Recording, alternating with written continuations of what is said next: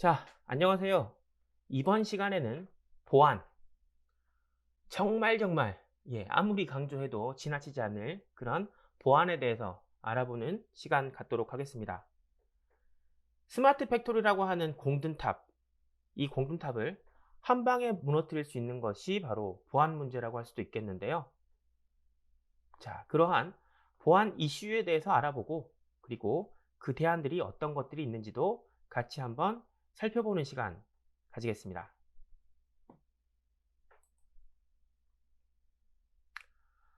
먼저 보안 이슈입니다. 어떠한 이슈들이 있는지 한번 살펴보겠습니다. 조금 시간이 지난 뉴스이긴 한데, 자, YTN 사이언스의 영상 한번 보시겠습니다.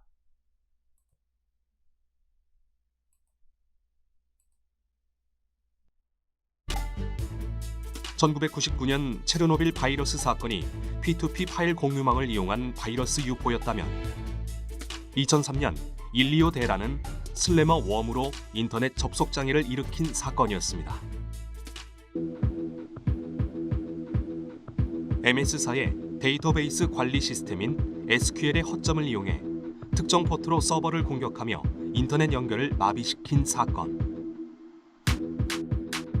30분 이내 전 세계 7만 5천 개의 시스템이 감염됐고 국내에선 8,800개의 서버가 감염되어 전국적으로 약 9시간 동안 인터넷 접속이 두절됐죠.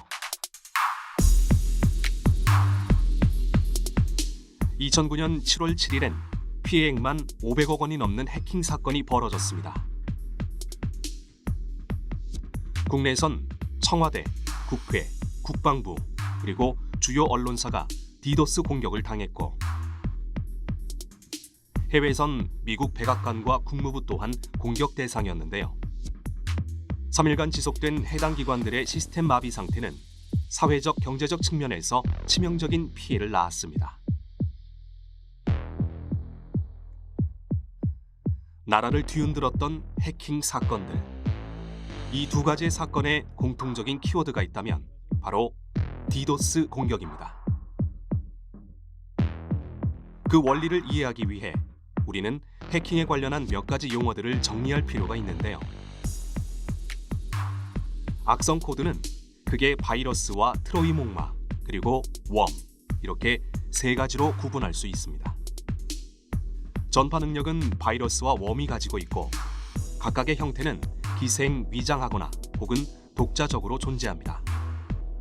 전파 경로를 보면 네트워크를 통해 스스로 전파되는 웜을 제외하고 사용자에 의해 옮겨지거나 실행되죠. 해커들은 다양한 악성 코드를 이용해 공격 전술을 짭니다. 특히 인터넷망이 확산된 2000년대 초반부터 현재까지 네트워크 마비를 일으키는 대규모 디도스 공격이 이루어지고 있는데요. 디도스 공격이란 악성 코드 유포로 여러 대의 컴퓨터를 감염시켜 놓은 후 해커가 원격 조종이 가능한 좀비 PC를 활용해 특정 사이트를 공격하는 방식입니다. 목표 사이트에 대량의 트래픽을 일으켜 서버를 마비시키는 것이 해커의 목적이죠. 자신도 모르게 악성 코드에 감염돼 해커가 원하는 일자에 좀비 PC로 돌변해버리는 불특정 다수의 컴퓨터들이 동원된다는 점이 디도스 공격의 특징이라고 할 수 있습니다. 특정 데이터를 인질로 삼고 금품을 요구하는 해킹 방식도 있습니다. 랜섬웨어, 몸값과 소프트웨어의 합성어인 만큼 해커는 대상 컴퓨터 시스템을 잠그거나 데이터를 암호화해 협상을 시도합니다. 오직 해커 자신만이 암호를 풀 수 있도록 시스템을 장악하고 협박하는 것이죠. 만약 대상이 의료기관이나 디지털 헬스케어 분야라면 사람들의 생명과 건강을 담보로 위협을 가하는 행위입니다. 해커들의 주요 침입 경로는 바로 이메일 첨부 파일. 그들은 다양한 메일 제목으로 파일 열기를 유도하는데요. 대부분의 악성 파일은 공공기관 사칭, 이력서, 거래 명세서 등을 위장한 것으로 그 수법이 점차 교묘해져 이메일을 통한 피해 사례는 꾸준히 증가하고 있습니다.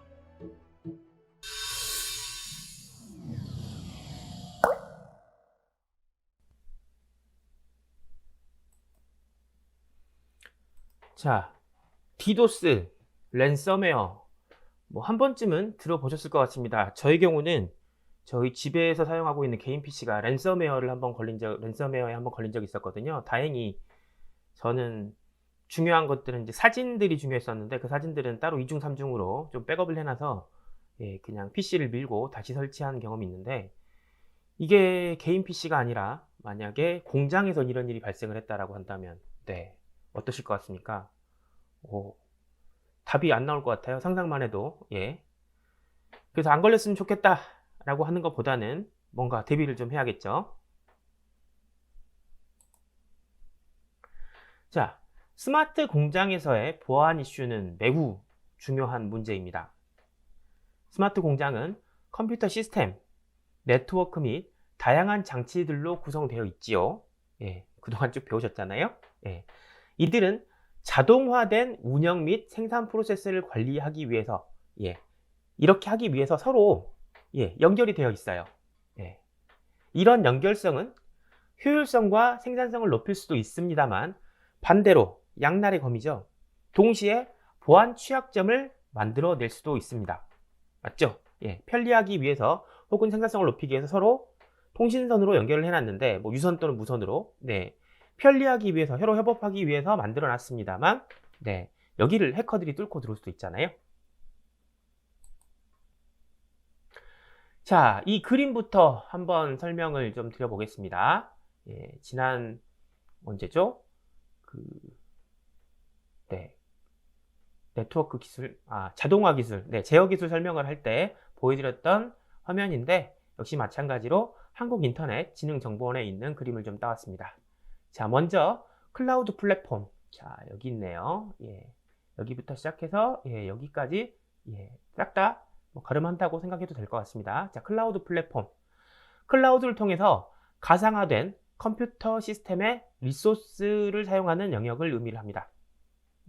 우리가 공장 내에 데이터를 보관할 수도 있습니다만 클라우드 서비스를 이용해서 클라우드 쪽에다가 보내서 어떤 데이터를 저장을 한다거나 하는 그러한 뭐 딥러닝 혹은 뭐 머신러닝 혹은 뭐 AI 이런 것들을 돌리기 위한 소프트웨어를 구동할 수 있는 그런 클라우드 플랫폼이 있고요. 자, 그 다음 공장으로 돌아와서 자, 여기 현장 자동화. 현장 자동화라고 하는 것은 스마트 공장의 가장 아랫단 영역이죠. 최하위 영역으로서 동작, 뭐 위치, 환경 정보 이런 것들을 감지를 하고 로봇 등을 통해서 실질적으로 제품을 생산하고 보관하고 재고 관리를 수행하는 장치를 말합니다. 자, 바로 그 위에 여기 제어 자동화.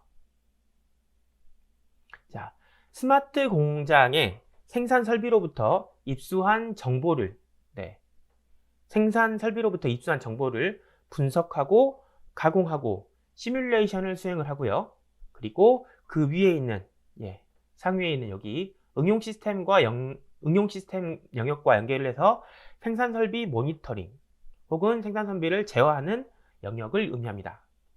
요게 지난 시간에 꽤 길게 배웠던 자동화 부분이었죠.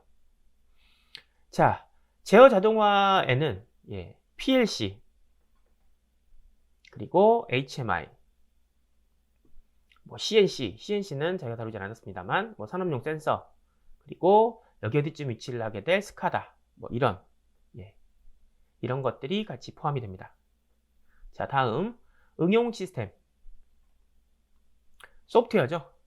제어 자동화로부터 이 아래 단계로부터 수집되어 있는 정보를 사용자의 편의에 따라서 가시화를 하고 분석을 수행을 하고 제조, 유통, 조달, 안전 등 플랫폼상의 전반적인 관리를 수행하는 최상위 소프트웨어 영역을 의미를 합니다.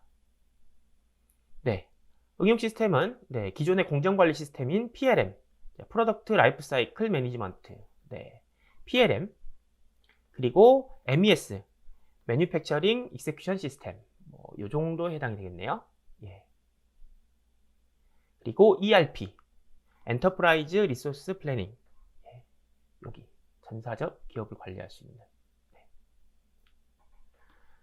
이런 것들 플랫폼 서비스를 하고 생산성 향상, 자, 에너지 절감, 안전한 생산 환경을 구현을 하고, 다품종 복합 생산이 가능한 유연한 생산 체계 구축을 제공하기 위해서 자, 이런 것들을 쓰게 되죠.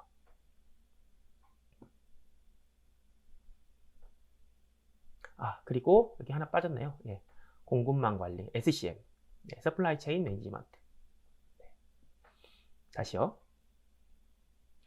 자, 여기 PLM, 그 다음에 SCM, MES, ERP 이런 것들이 서로 연계가 돼서 플랫폼화돼서 생산성 향상, 에너지 절감, 안전한 생산 환경을 구현을 하고 좀 유연하게 공장 자체가 유연하게 돌아갈 수 있도록 하는 것들을 제공을 하게 됩니다. 자, 스마트 공장은 이렇게 IT 영역과 OT 영역이 융합돼서 자, 지난번에 배우셨죠? IT 영역, 인포메이션 테크놀로지 영역, 그다음에 OT 영역, 오퍼레이션 테크놀로지 영역, 오퍼레이셔널 테크놀로지 영역.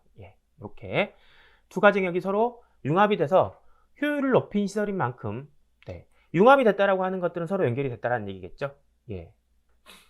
이렇게 해서 효율을 높인 만큼 기존의 IT 보안 위협과 해당 보안 위협에 의해서 야기된 OT 영역의 보안 위협, 그리고 외부 인터넷망과 직접 연결됨으로써 발생되는 OT 영역에 대한 다양한 해킹 사고가 발생할 수가 있습니다. 자, 대표적으로 보안 솔루션 적용이 좀 어려운, 보통 일반적으로 우리가 보안 솔루션이라고 한다면 IT 영역이 좀 해당이 될 텐데요. 산업용 설비가 보안 솔루션 적용이 되기 어려운 산업용 설비가 외부 인터넷망에 직접 연결이 돼서 바이러스에 감염이 된다거나, 이게 하위단을 얘기를 하는 거겠죠. 그리고 설비자가 악의적인 목적으로 펌웨어 업그레이드 또는 단순 점검을 위해서 방문을 할 때 USB 코드를 활용을 해가지고 그게 자의가 됐든 타의가 됐든 악성 코드를 심게 되는 그런 방법 등을 통한 공격들도 해당이 될 수 있겠죠. 그리고 이런 해킹들을 통해서 스마트 공장 내에 생산 공정 정보, 원료 배합 정보, 이런 것들, 화장품 공장이라든지 어떤 식품 제조업체 공장이라든지 그런 데 경우에는 이 데이터가 정말 중요한 자산일 수 있잖아요. 그러한 기밀 정보 유출이 발생할 수 있죠. 그리고 이외에도 악의적인 생산 중단을 통한 매출 손실. 나는 그냥 데이터는 필요 없고 저 공장을 멈추게 하겠어. 이런 식으로 해서 매출 손실을 발생할 수도 있고요. 혹은 작업자가 다칠 수도 있겠죠. 작업자의 인명피해 사고를 유발할 수 있습니다. 스마트 공장의 보안 우선순위를 데이터 유출, 데이터 유변조보다 설비 시스템의 가용성과 작업자의 안전이 최우선으로 하고 있다 보니까 또 설비 제조사별 서로 이렇게 OS가 다를 수도 있잖아요. 어떤 기계는 이런 OS를 쓰고 있고 어떤 기계는 이런 OS를 쓰고 있고 이렇게 서로 다른 OS 간에 서로 통신 프로토콜이 결합되어 있는 복잡한 환경에 노출될 수밖에 없는데요. 그러한 거에 구멍이 발생할 수 있다는 거죠. 서로 다른 OS를 연결하기 위해서 같은 프로토콜을 쓰면 좋겠습니다만 서로 다른 프로토콜을 쓰기 위해서 중간에 통역사 역할을 해주는 놈이 있을 텐데 그런 거에서도 충분히 보안에 구멍이 뚫릴 수도 있죠. 이러한 것들은 IT 보안 위협과 같은 보안 위협에 노출될 수밖에 없는 환경으로 많은 취약성들을 야기할 수 있습니다. 자, 스마트 공장에서 취약성을 발생시킬 수 있는 보안 위협은 다음과 같습니다. 자, 여기 번호가 쭉 나와 있는데요. 1번부터 8번 순서대로 나와 있진 않고 자, 이렇게 1번, 그 다음에 2번, 3번 이렇게 나와 있는데 번호를 보시면서 제가 하나씩 설명을 드리도록 하겠습니다. 첫 번째 1번 악의적인 활동, 악의적인 활동 혹은 서비스 거부. 자, 1번은 여기 IT 영역 전체에서 발생할 수도 있고요. 그리고 클라우드 플랫폼 내 여기서도 발생을 할 수가 있습니다. 자, IoT 시스템을 목표로 대량의 데이터 전송으로 야기되는 요청을 통해서 시스템을 사용할 수 없도록 만드는 위협. 디도스 공격이 대표적인 예죠. 예. 디도스는 조금 전에 나왔습니다만 하나의 PC가 여러 대, 수만 대의 PC를 좀비 PC로 만들어가지고 특정 날짜에 한꺼번에 그 서버를 공격하도록 만드는. 그 서버는 다른 일을 처리해야 되는데, 공장 일을 처리해야 되는데, 자꾸 다른 데이터가 들어오게 되면 망가질 수밖에 없겠죠. 그 다음에 멀웨어. 악의적인 소프트웨어 침투를 통해서 무단 조치를 수행하도록 해서 OT 시스템 운영 영역, 프로세스 및 관련 데이터에 손상을 줄 수 있는 위협. 이쪽을 통해서, 클라우드를 통해서 들어오거나 응용 시스템을 통해서 들어와서 아랫단 OT 영역까지 들어가서 단순하게 공격하는 것뿐만 아니라 데이터를 변조를 시킨다거나 운용 프로세서를 망가뜨린다거나 하는 이런 형태로 해서 데이터를 손상을 줄 수 있는 위협도 있겠죠. 그리고 하드웨어 및 소프트웨어 조작. 자, 공격자에 의해서 OT 시스템 내 장치, 소프트웨어, 그리고 응용 프로그램들이 무단으로 조작되게끔 실질적으로 조작할 수 있는, 이 하위단에 조작할 수 있는 것들은 이 윗단, 상위단에서 할 수 있잖아요. 상위단을 뚫어서 아래쪽을 임의로 조작하는 그러한 것도 가능할 수도 있겠습니다. 또 정보의 조작. 공격자에 의해서 여기서 발생하는 데이터를 그냥 망가뜨리거나 못쓰게 하거나 하는 정도가 아니라 살짝 바꿔가지고 데이터를 위조한다거나 혹은 수정한다거나 하게 되면 이거는 신뢰성이 떨어지는 데이터니까 나중에, 당장은 모르더라도 나중에 큰 문제가 발생할 수 있겠죠. 그리고 표적 공격. 특정 조직이나 특정 사람을 대상으로 한 개인화된 공격 위험이 있을 수도 있겠고요. 또 개인정보, 요즘도 개인정보 굉장히 중요하잖아요. 이런 기기, 응용 시스템에 있는 기기라든지 클라우드 플랫폼에 있는 개인의 민감한 정보를 공격자가 탈취를 하는 그러한 개인정보 악용 부분들도 있겠고요. 그 다음에 브루트포스. 정확한 키나 암호를 추측하기 위해서 수많은 시도를 해서 조직의 자원에 대한 접근 권한을 얻는 위협. 쉽게 생각을 하면 여러분들 자전거 오랜만에 타려고 봤더니 번호가 채워져 있어요. 번호가 생각이 안 나요. 그러면 000부터 시작해서 0001, 0002 이런 식으로 하는 그런 것들을 얘기를 하는데요. 하여튼 그런 형태로 해서 다소 좀 무식한 방법이긴 합니다만, 근데 어차피 컴퓨터가 수행을 하는 거니까 좀 빨리 수행할 수 있겠죠. 이런 식으로 해서 키나 패스워드를 탈취하기 위해서 하는 그러한 방법들이 첫 번째, 악의적인 활동 혹은 서비스를 거부할 수 있는 것들이 여기에서 응용 시스템 그리고 여기 클라우드 플랫폼에서 발생할 수 있습니다. 자, 다음 두 번째, 도청 혹은 중간자 공격 2번에 해당이 되는데요. 자, 도청 2번 여기, 그리고 HMI, MES, HMI, 그리고 이렇게 서로 연결되는 영역. 이렇게 서로 연결되는 영역에서 발생할 수 있는 도청, 중간자 공격에 대해서 말씀드려 보겠습니다. 이런 것들은 서로 유선이든 무선이든 네트워크 라인으로 연결이 되어 있겠죠. 통신으로 주고받는 정보가 공격자에 의해서 유출 또는 노출될 수 있는 위협을 말하고요. IoT 통신 많이 쓰고 있다고 말씀을 드렸잖아요. 앞으로도 많이 쓰게 될 거고, IoT 통신 프로토콜을 하이제킹하는, 공격자가 두 네트워크의 구성 요소 사이의 통신 세션을 제어하는 위협을 말합니다. IoT 기기든 혹은 IoT와 다른 기기들 간의 이 세션을 탈취하는 그런 것들을 말하고요. 네트워크 정보 노출, 네트워크를 수동으로 검색하는 공격자에게 내부 네트워크 정보가 노출되도록 하는 위협. 이러한 네트워크에 관련되어 있는 다양한 보안 사례가 발생할 수 있겠고요. 자, 세 번째, 물리적인 공격. 세 번째, 여기, 그리고 여기 전체, 또 어디 있나요? OT 영역 전체, 제어 자동화, 현장 자동화 쪽에도 나올 수도 있고, 이쪽에 메스에서도 나올 수가 있습니다. 물리적인 공격을 말합니다. 직간접적인 시설 파괴. OT 환경에서 예, 현장에서 물리적으로 접근할 수 있는 공격자에 의해서 기기에 물리적으로 손상이 될 수 있는 가서 뭐 때려 부실 수도 있는 그런 물리적인 공격이 발생할 수 있죠. 요것도 보안 위협에 해당이 되는 겁니다. 전체 우리가 장비를 가지고 있다라고 한다면 장비를 물리적으로 부술 수 있다라고 하는 것도 고민을 해주셔야 되겠고요. 자, 네 번째 사고. 자, 4번 이쪽에 해당이 되겠네요. 여기는 자, 관리자 및 사용자에 의해서 발생할 수 있는 사고. 자, 의도하지 않은 데이터 또는 구성 변경.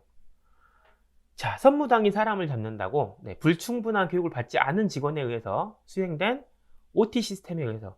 근데 OT 시스템은 뭐 아직 뭐 완벽하진 않으니까 뭐 AI가 전부 다 해서 돌아가진 않으니까 어쨌든 사람의 명령을 받아서 수행을 할 거잖아요. 근데 그 사람의 명령을 받는데 그 사람이 교육을 어중간하게 받았어. 근데 그 사람이 OT 작업 명령을 수행을 하는 겁니다. 자, 불충분한 교육을 받은 직원에 의해 수행된 OT 시스템에 의해서 자, 의도하지 않은 데이터가 발생을 한다거나 혹은 구성이 변경이 된다거나 그 결과로 인해서 운영 프로세스가 중단되는 위협이 발생할 수가 있겠죠. 비슷한 케이스로 장치 및 시스템의 오염. 역시 여기 사용자, 관리자에도 발생될 수 있는데 똑같습니다. 선무당이 의도치 않게 장치를 잘못 작동을 해서 운용 프로세스를 중단을 시키거나 혹은 잘못 동작을 함으로 해가지고 물리적 손상을 발생할 수도 있겠죠. 기기에 물리적 손상을 입히는 그러한 위협도 있을 수 있겠고요. 제3자에 의한 손실. 관리자나 사용자 혹은 사용자가 화면을 열어놓고 나가는데 다른 사람이 이거 뭐지? 하고 들어와서 3자에 의해서 이 아래쪽에 있는 OT 자산들이 손상될 수 있는 그러한 위협도 발생할 수 있습니다. 자, 5번 고장 및 오작동. 자, 5번이 발생될 수 있는 영역은 전체 다죠. 공장 전체에서 5번 고장 및 오작동 발생할 수 있잖아요. 뭐 이거는 보안이라고 하긴 그런데 좀 미리 좀 점검을 좀 해줘야 될 그런 상황입니다. 뭐 센서나 액추에이터나 이런 것들이 고장하거나 오작동 발생할 수 있잖아요. 그런데 이게 정상적으로 사용하는 게 아니라 장치의 매뉴얼과 지시사항들을 지키지 않아서 발생할 수 있는 정상적으로 사용했으면 크게 문제가 발생하지 않았는데 뭐 이렇게 한번 써볼까 라고 할 수도 있는 거니까 그래서 IoT 종단 마지막 장치의 고장 또는 오작동에 대한 것들도 뭐 거기서 잘못된 데이터라든지 이런 것들이 생성되면 가장 잘못 기반인 데이터부터 문제가 발생할 수 있으니까 그런 것도 문제 될 수 있겠고요. 제어 시스템도 고장 및 오작동 발생할 수 있겠죠. 역시 마찬가지로 장치의 매뉴얼과 지시사항을 지키지 않아서 발생할 수 있는 제어 시스템의 고장 또는 오작동의 위협. 저도 뭐 말씀은 이렇게 드립니다만 뭐 전자제품이라든지 이런 거 샀을 때 뭐 특성 저만 그런지 뭐 다들 그런지 모르겠지만 저만 그랬으면 참 좋겠습니다. 매뉴얼을 잘 정독을 안 하거든요. 일단 한번 써보고 눌러보고 그러면서 뭔가 내가 좀 감으로 느껴보는 그런 건데 스마트 공장에서는 절대 그러시면 안 되겠고요. 나 하나의 문제가 아니라 공장 전체, 스마트 공장 전체에 뿌리를 흔들 수 있는 그런 부분이니까 반드시 매뉴얼을 정독을 해주시면 좋겠습니다. 자, 고장 및 오작동에 대해서 설명드리고 있습니다. 소프트웨어 취약점 악용. 공격자가, 해커가 IoT 종단 장치의 펌웨어 또는 소프트웨어의 취약성, 뭐 업데이트 부족, 뭐 취약한 암호 이런 것들을 탈취를 해서 위협을 하는 것도 발생할 수 있겠죠. 뭐 요즘 뭐 윈도우 보게 되면 껐다 키면 또 업데이트하고 껐다 키면 업데이트하고 불편하실 수 있는데 이런 것들이 어떤 외부의 해킹을 좀 방지하기 위한 그런 업데이트도 있으니까 좀 불편하시더라도 항상 최신으로 업데이트를 해줘야 되고 패스워드 뭐 1234 뭐 QWER 1234 뭐 이런 거 많이 쓰시게 될 텐데 이런 것들도 금방 뚫릴 수 있으니까 조금 더 불편하시더라도 안전을 위해서 조금 불편은 좀 감수를 해주시는 게 자, 보안이라고 볼 수 있겠습니다. 자, 보안 및 고장에 대해서 설명드리고 있습니다. 자, 서비스 제공업체의 실수 또는 중단이라고 하는 것도 있겠죠. 자, 어떤 뭐 3자 서비스에 의해서 의존을 하게 되는데 뭐 서비스 장애나 오작동이 발생할 경우에 뭐 기기가 멈췄어요. 근데 내가 당장 못 고쳐. 서비스를 불러야 돼. 그럴 경우에 전체 공장의 프로세스가 중단되는 위협도 발생할 수가 있겠죠. 이것도 하나의 보안 문제, 큰 범위 내에서는 보안 문제라고 볼 수가 있습니다. 자, 6번. 정전.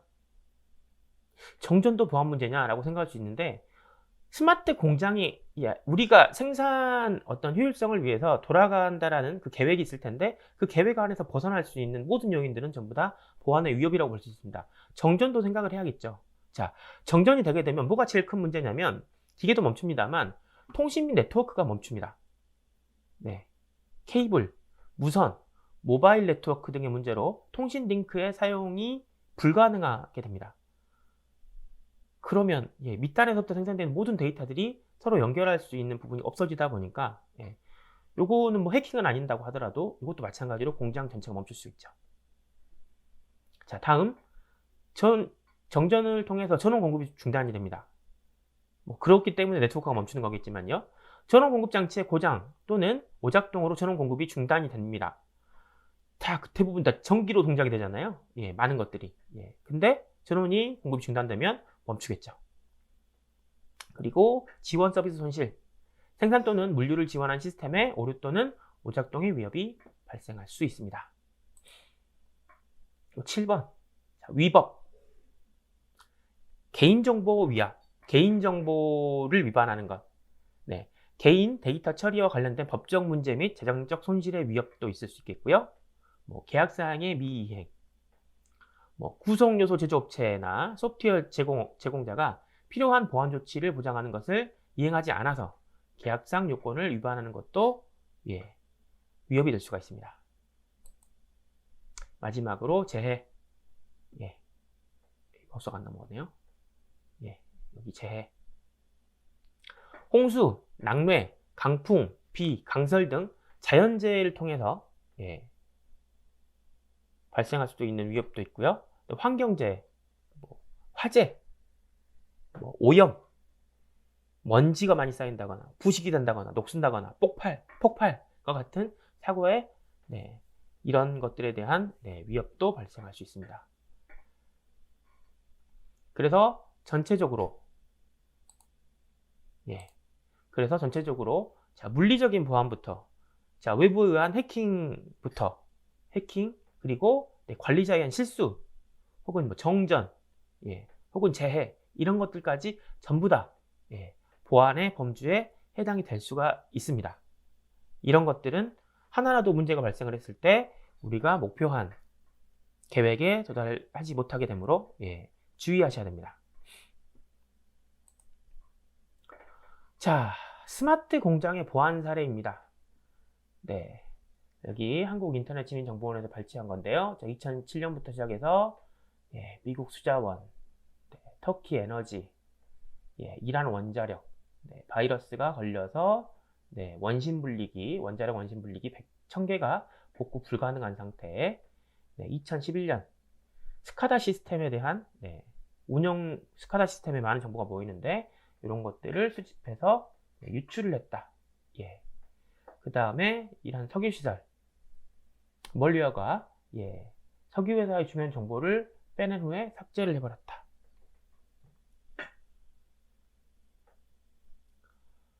독일의 제철소 지하 시스템 파괴로 용광로에 제어가 안 되고 셧다운이 좀 불가하다. 뭐 그런 것도 한국에너지 한정과 수력 원자력 외에 에너지 기업 자료가 유출됐다. 우크라이나 전력시설 역시 멀리어를 통해서 정전이 발생을 했다. 일본 자동차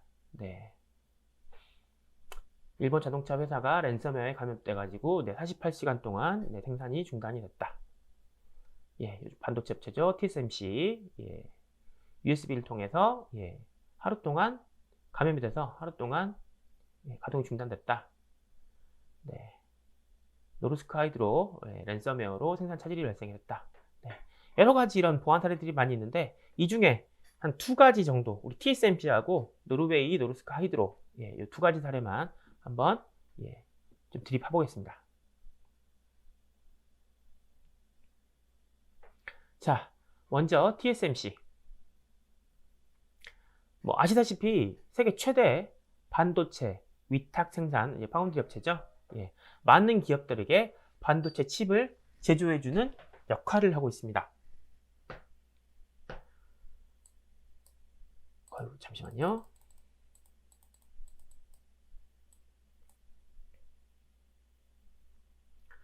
자, TSMC가 보안 사고로 주목받는 경우가 방금 위에서 보신 사례는 2018년에 발생한 바이러스 감염 사례입니다. 2018년 8월에 TSMC는 바이러스로 인해서 일부 생산시설이 정지된다고 발표를 했습니다. 이로 인해서 TSMC의 여러 공장이 셧다운, 멈추게 되고 이는 생산량 감소로 이어져서 회사에 상당한 재정적인 손실을 가져왔습니다. 이 사고가 사람의 실수로 의해서 발생됐다고 알려졌는데요. TSMC는 보도자료를 통해서 새로운 공정을 설치하는 과정에서 거기서 소프트웨어를 설치를 하는데 사용된 장비 중에 하나가 바이러스에 감염됐다고 설명했습니다. 그리고 이 바이러스가 TSMC의 네트워크를 통해서 확산이 되면서 여러 제조시설이 영향을 받았습니다. 이해는 되시죠? 어떤 디바이스를 하나를 추가를 했는데 스마트 공장 특성상 여러 가지로 서로 연결이 돼야 서로 유기적으로 결합할 수 있는데 거기에 만약에 바이러스가 묻어 있었다면 한 번에 퍼지는 거는 쉽게 퍼질 수가 있겠죠. TSMC는 이 사고를 해결하는 데 며칠이 걸렸고 이로 인한 손실은 수천만 달러로 추정됐습니다. 자, 이 사고는 산업용 제어 시스템과 연결된 네트워크의 취약성에 대해 경각심을 일깨워주는 사례로 남게 됐습니다. 당연히 그 이후 TSMC는 이 사고를 계기로 내부의 보안 대책을 강화했다고 알려졌습니다. 충분히 발생할 수 있는 사건이죠. 기계를 하나 추가했는데 바이러스가 묻어와서 다 망가졌다. 보안 중요합니다. 자, 그 옆은 저도 이 강의를 만들면서 처음 들어본 회사인데 노르스크 하이드로라고 세계 최대 알루미늄 생산을 하는 데라고 합니다. 노르스크 하이드로 보안 사고는 2019년 3월 19일에 발생한 대규모 사이버 공격 사례입니다. 노르스크 하이드로는 노르웨이에 본사를 둔 글로벌 알루미늄 생산 회사로서 이 사고로 인해 전 세계적으로 영향을 미쳤다고 합니다. 알루미늄 생산을 못하니까 알루미늄 가격이 급등을 하게 되는 거죠. 이 사고는 랜섬웨어에 의해서 발생을 했으며 이 랜섬웨어는 루커고가라는 이름으로 알려져 있습니다. 이 랜섬웨어는 노르스크 하이드로의 네트워크에 침투를 해서 회사 내부의 시스템 파일을 암호했습니다. 랜섬웨어 좀 설명을 좀 드리면 당해보신 분들은 아시겠습니다만 뉴스로도 보신 분도 아시겠습니다만 모든 파일들이 알 수 없는 형태로 바뀌어요. 절대 열리지가 않아요. 그래서 누르려면 나한테 돈을 입금을 해라 아니면 뭘 다른 걸 해라 이런 식으로 전체가 읽을 수 있는 모든 파일들, 폴더들 전부 다 암호화로 바뀌어버립니다. 특정 날까지 어떤 돈을 입금하지 않으면 그러면 이 데이터들은 지워진다.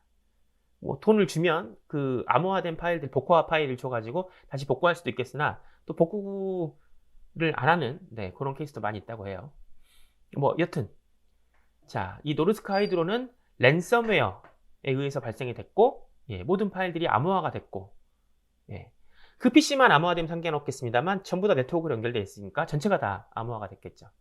이로 인해서 회사의 여러 시스템과 제조 공정 그리고 사무 처리까지 큰 영향을 미쳤습니다. 자, 이 두 가지 사례에는 몇 가지 포인트가 있습니다. 첫 번째, 규모. 이 두 가지 사례가 아니라 노르스크 하이드로 사례입니다. 규모. 이 사고는 노르스크 하이드로의 전 세계적인 시설에 영향을 끼쳤습니다. 회사는 공격 직후 일부 생산을 수동 모드로 전환을 했습니다. 이로 인해서 생산량이 크게 떨어졌습니다. 전 세계가 전부 다 네트워크로 연결되어 있으니까 전 세계에 있는 컴퓨터들이 전부 다 랜섬이 걸릴 수가 있다는 거죠. 투명성. 노르스크 하이드로는 사고에 대해 상당히 투명하게 대응을 했다고 합니다. 회사는 사이버 공격 사실을 즉시 공개를 하고 사고 진행 상황에 대해서 정기적으로 업데이트를 제공을 했습니다. 좀 불안할 수는 있겠습니다만 어떻게 처리가 되는지 잘 처리를 했다고 저는 개인적으로 생각을 하고 있고요. 세 번째, 재정적인 영향. 이 사고로 인해서 경제적, 재정적 손실은 상당했겠죠. 보도에 따르면 수천만 달러에 달할 것으로, 수천만 달러의 손해를 당한 것으로 추정이 되고요. 자, 복구 및 대응. 노르스크 하이드로는 사고 발생 후 즉시 대응을 해서 네트워크를 분리시키고 보안 업데이트 패치를 적용하는 등의 조치를 취했습니다. 또한 사고에 대한 외부 전문가의 도움을 받았습니다. 자, 노르스크 하이드로 사례는 산업 분야에서 사이버 보안에 대한 중요성을 강조하는 그러한 사례로 인용되고 있고요. 기업들이 사이버 위협에 대비하는데 필요한 보안 대책과 대응 전략을 마련해야 된다라고 하는데 중요한 교훈을 제공합니다.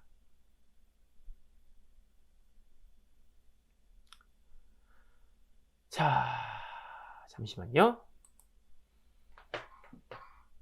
하이드로 사례도 말씀드렸습니다만 TSMC나 이 두 회사 모두 기업의 재정적인 손실과 생산 차질을 초래를 했고요. 이를 통해서 기업들이 소를 잃었으면 외양간은 고쳐야겠죠. 그리고 그 다음에 소를 다시 잃지 않기 위해서 많은 노력들을 기울여야겠죠. 기업들이 사이버 보안에 대해서 더욱더 주의를 기울여야 함을 상기를 시켰습니다. 또 기업들은 사이버 위협에 대응하는 데 더 많은 자원을 투입을 하고 내부 시스템과 보안 프로토콜을 개선하는 데 중점을 두게 되었습니다. 자, 지금까지 보안 이슈에 대해서 살펴봤습니다. 보안 정말 중요할 수 있겠죠. 전체 과정에서 약 1시간 정도 다루는 보안이긴 합니다만 서두에서 말씀드렸다시피 차곡차곡 올라쌓은 공든탑을 한 방에 무너뜨리는, 그냥 무너뜨린 것 정도뿐만 아니라 그 주변 일대를 더 손해를 많이 일으키게 할 수 있는 충분히 문제가 발생할 수 있는 그런 보안이기 때문에 이런 보안에 대한 것들에 대한 투자는 좀 더 많은 고민과 투자를 더 많이 하셔야 된다라고 생각을 합니다. 자, 그럼 이러한 침입은 어떠한 기술로 막을 수가 있을까요? 그거에 대해서 살펴보도록 하겠습니다. 자, 스마트 공장에서의 보안의 주요 요소와 그에 대한 대응책을 간단하게 좀 표로 만들어 봤습니다. 첫 번째, 물리적 보안. 자, 물리적 보안은 스마트 공장의 건물, 장비 및 인프라에 직접적인 접근을 제한하는 데 초점을 둡니다. 접근 제어, 카드나 키, 바이오메트릭스, 홍채, 지문 이런 것과 같은 인증과 같은 접근 제어 시스템을 사용을 해서 특정 구역에 대한 접근을 허가된 직업만 가능하도록 제한을 한다거나 감시 카메라, 공장 내외부에 CCTV를 설치를 해서 불법 침입을 감시하고 기록한다거나 물리적인 장벽, 공장 주변에 펜스, 장벽 등을 설치를 해서 외부로부터의 무단 침입을 방지할 수도 있겠고요. 경비원 및 보안 인력, 물리적인 보안 인력을 배치를 해서 공장 내 보안 상태를 지속적으로 모니터링하고 위협에 대응할 수 있습니다. 물리적 보안은 이렇게 대응할 수 있겠고요. 자, 네트워크 보안. 네트워크 보안은 공장의 네트워크 및 통신 시스템을 보호하는 방법에 중점을 둡니다. 자, 방화벽. 네트워크 트래픽을 모니터링을 해서 악성 트래픽을 차단을 하고 믿을 수 있는 트래픽만 통과를 시킵니다. 침입 탐지 및 방지 시스템. 네트워크에 침입하는 시도를 탐지를 하고 이를 차단해서 시스템을 보호할 수 있고요. 자, VPN. 원격 접근 시 안전한 채널을 통해서 데이터를 전송할 수 있도록 VPN을 사용합니다. 이 이후에 이 기술에 대해서는 설명을 좀 드리겠습니다. 자, 망분리, 네트워크 분리. 중요한 시스템과 일반 네트워크를 물리적 혹은 논리적으로 가상으로 분할하는 방법이 있어요. 이런 것들을 통해서 보안을 강화할 수 있습니다. 네트워크 보안은 이렇게 진행이 되고요. 자, 세 번째, 데이터 보안. 데이터 보안은 공장에서 생성, 처리, 저장되는 데이터를 보호하는 데 중점을 둡니다. 데이터 암호화, 민감한 데이터를 안전하게 전송하고 저장하기 위해서 암호화 기술을 사용을 합니다. 그리고 데이터 백업, 데이터 손실을 방지하기 위해 문제가 발생할 수도 있잖아요. 그런 것들을 방지하기 위해서 중요한 데이터는 정기적으로 백업을 해 두셔야 됩니다. 그리고 액세스 제어, 사용자별로 데이터에 대한 액세스 권한을 관리를 해서 민감한 정보에 접근을 제한하도록 하고요. 자, 데이터 무결성 검사. 데이터가 변조가 될 수도 있다 그랬잖아요. 데이터를 일부러 수정할 수도 있다고 했는데 그 데이터 변조를 감지하기 위해서 무결성 검사 기술을 사용을 합니다. 그리고 장치 보안. 마지막 장치 보안. 장치 보안은 스마트 공장에서 사용되는 모든 하드웨어 장치의 보안을 강화하는 데 초점을 두고요. 패치 및 업데이트 관리, 새로운 보안 취약점과 위협에 대응하기 위해서 장치의 소프트웨어를 최신 상태로 유지를 해야 되고요. 기기 인증, 장치들이 서로 안전하게 통신할 수 있도록 장치의 인증 메커니즘을 적용을 합니다.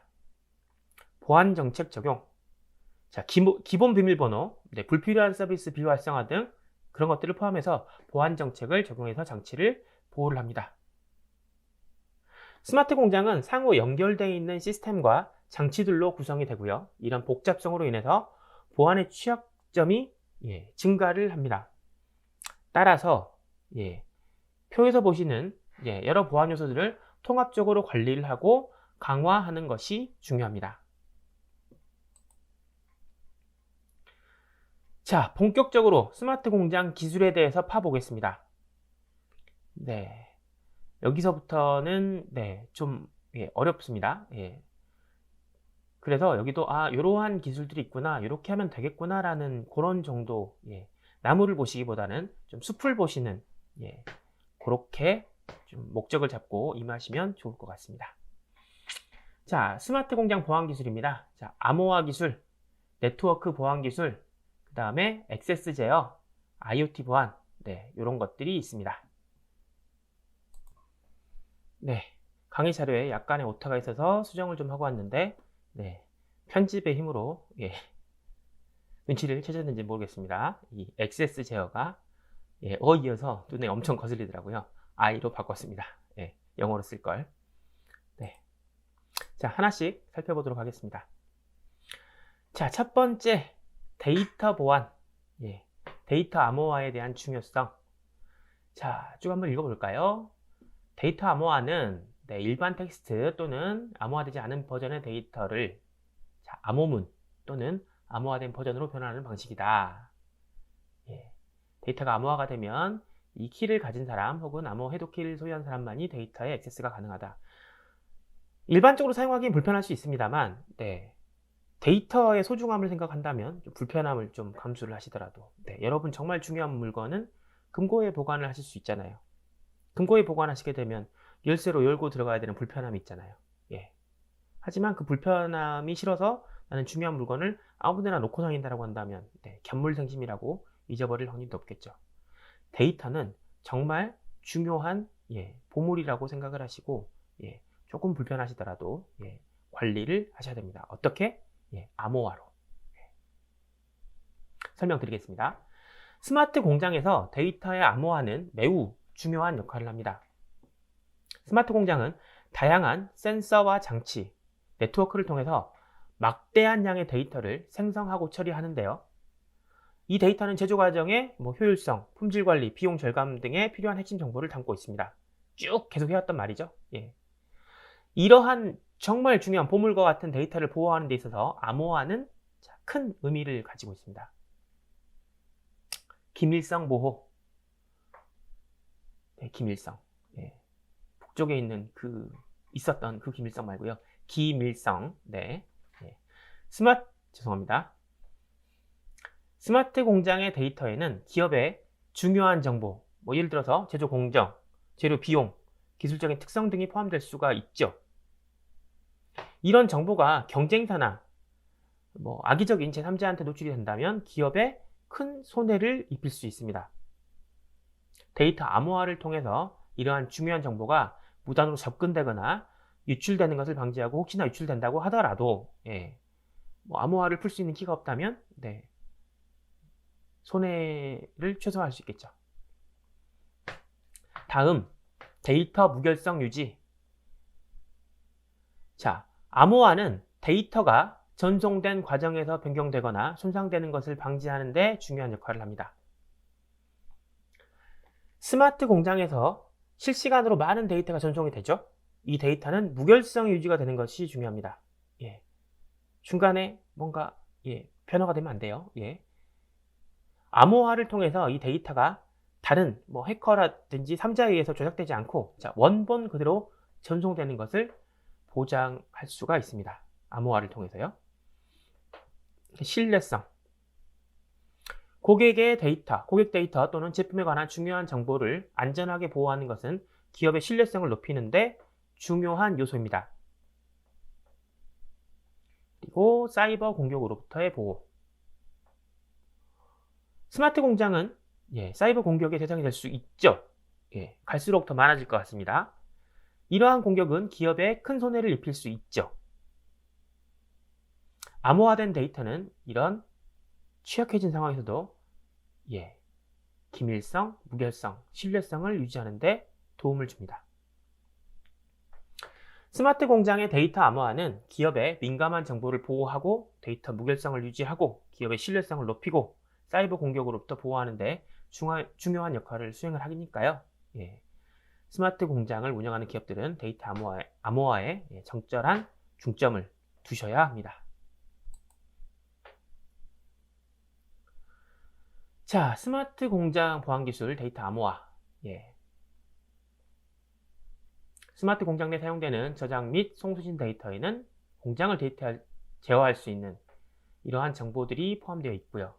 이 데이터를 보호하기 위해서 안전한 장치를 마련을 해야 되고 통제를 해야 되고 기밀성, 무결성을 보장하기 위해서 암호화, 복호화를 수행을 해야 된다.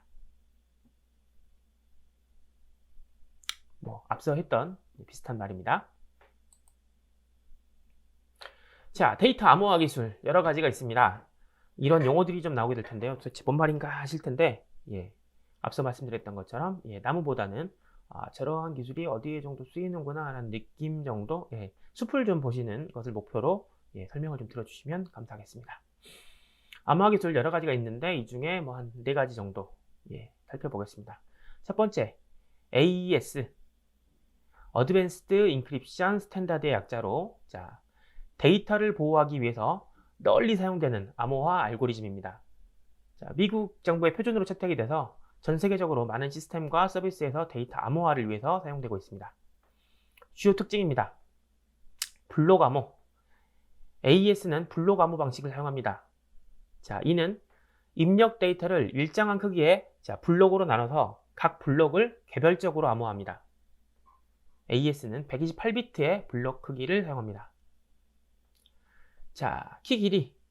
AES는 128, 192, 256비트의 3가지 길이를 지원을 하는데요. 키 길이가 길어질수록 보안의 강도는 높아지지만 처리 속도는 다소 느려질 수 있습니다. 그리고 AES는 데이터를 암호화하는 과정에서 여러 라운드를 거칩니다. 128비트 키를 사용할 경우에 10라운드, 192비트를 사용하는 경우에 12라운드, 256은 14라운드를 거칩니다. 또 AES는 라운드별로 여러 연산을 수행을 해서 데이터를 암호화를 합니다. 이 연산들은 각 블록에 대해 비트 수준에서 복잡한 변환을 수행을 해서 원본 데이터와 암호 데이터 사이의 패턴을 식별할 수 없도록 만듭니다. 그리고 AES는 널리 사용되고 있어요. AES는 현재 가장 많은 애플리케이션과 프로토콜에서 표준 암호화 방식으로 사용됩니다.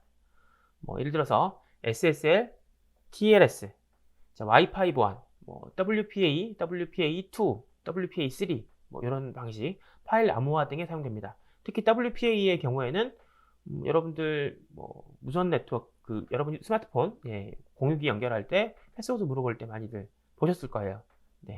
부지불식간에 넘어갈 수 있겠습니다만 네, 앞으로는 좀 유념해서 보시면 이런 데서 쓰는구나 라고 생각하실 수 있습니다. 자, AES 강력한 보안성. AES는 현재까지 알려진 대부분의 공격에 대해 충분한 보안성을 제공하고 있습니다. 자, 이론적으로는 브루트포스 공격으로부터 키를 찾을 수 있지만 실제로는 현실적으로 실행 불가능한 수준의 시간이 소요됩니다. 브루트포스 아까 설명드렸잖아요. 자전거 0001, 0002, 0003 이런 식으로 숫자 4개로 되어 있다면 금방 풀겠습니다만 여기다 뭐 영문자, 뭐 암호, 대문자, 특수문자 이런 것들 집어넣으면 이런 조합으로 해가지고 뭐 언제 1000년이고 100년이고 돌릴 수는 있겠죠. 하지만 시간이 너무 오래 걸리기 때문에 그런 식으로는 그런 정도의 보안 정도는 AES로 막아낼 수 있다. 자, AES는 강력한 보안성과 효율성 때문에 전 세계적으로 널리 채택돼서 사용되고 있는 암호화 표준입니다. 자, 다음 WPA2-PSK 풀어보겠습니다. 자, 발음이 좀 안 되더라도 양해 부탁드립니다. 와이파이 프로텍티드 액세스 2 프리쉐어드 키의 약자로서 무선 네트워크에서 주로 사용되는 보안 프로토콜입니다. 앞서 말씀드린 여러분들 스마트폰 와이파이 최초로 접근하시게 되면 암호 설정하라고 나오게 되는데 그 암호 할 때 WPA2-PSK 보실 겁니다.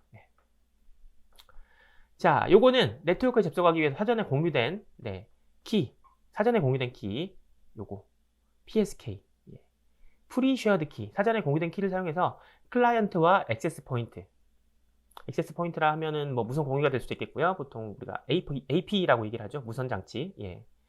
클라이언트, 뭐 여러분의 휴대폰이나 혹은 뭐 IoT 장비들, 직접 연결해야 되는 그런 장비들이 되겠죠. 클라이언트와 액세스 포인트 간의 통신을 암호화합니다. 주요 특징은 사전 공유 키, 프리쉐어드 키, PSK.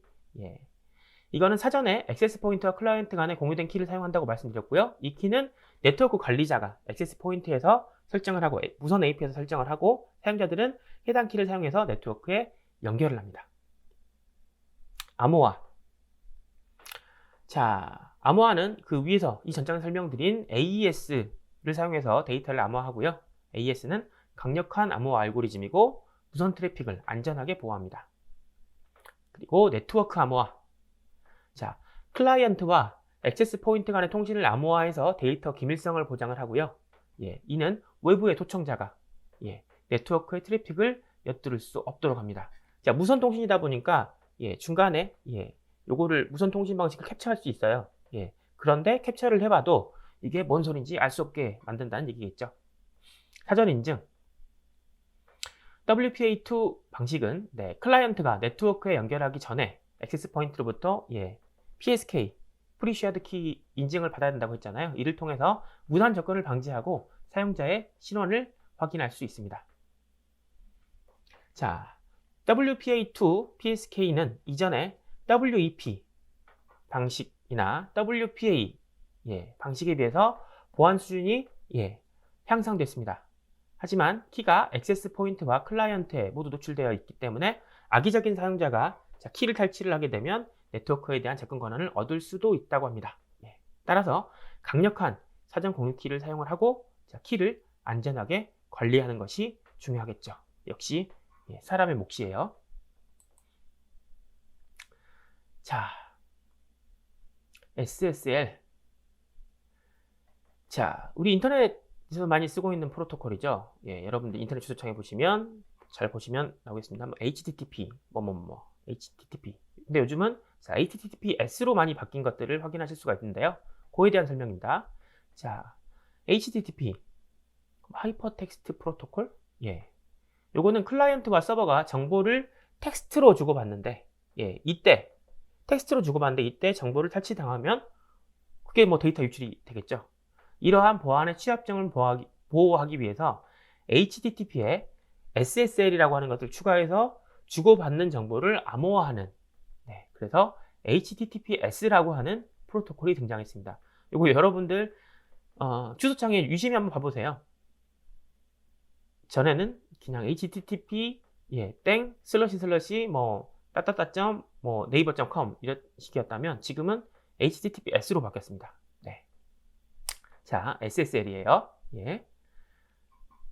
Secure Socket Layer. SSL은 웹 통신을 보호하기 위해서 사용되는 암호화 프로토콜입니다.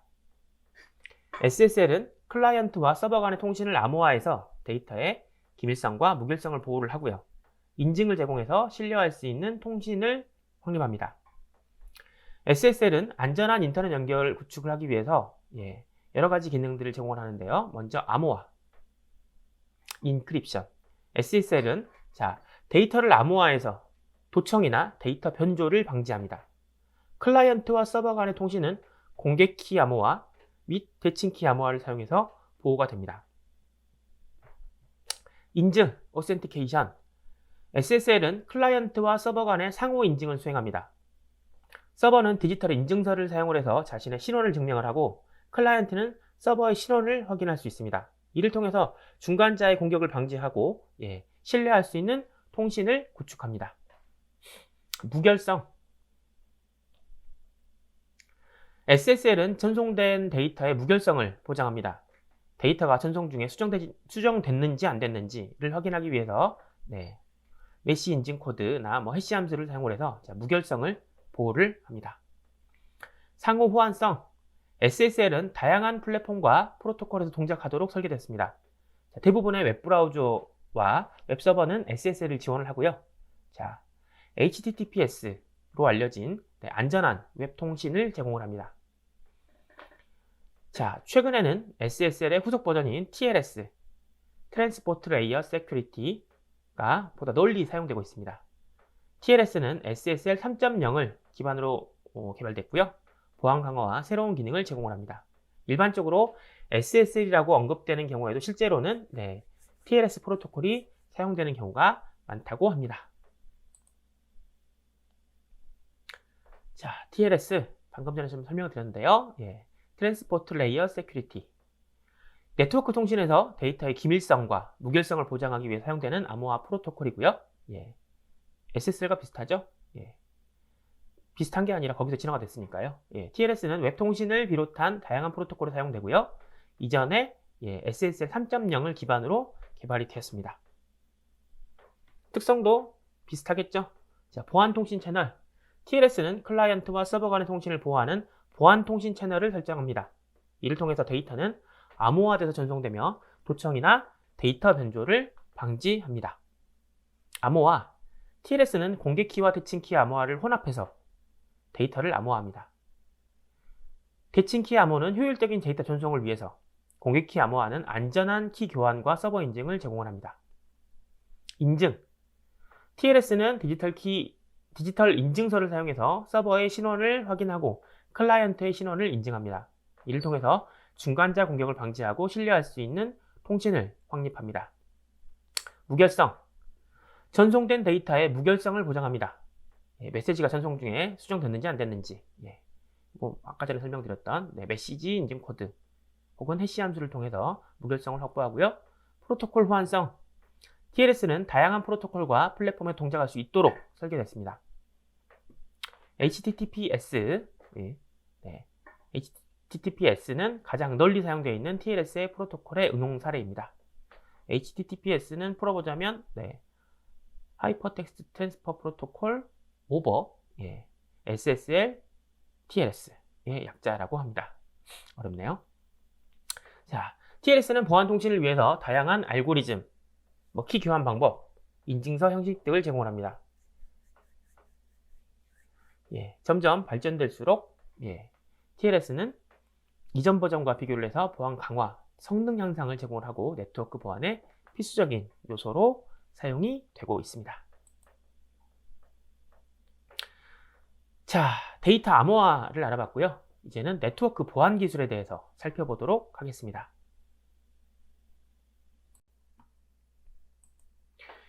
이 전장까지 데이터, 스마트 공장의 꽃이죠. 데이터의 중요성에 대해서 살펴봤다면, 어떻게 암호화를 하고 어떻게 무결성을 유지하고 하는지에 대한 것을 살펴봤다면, 이번에는 네트워크입니다.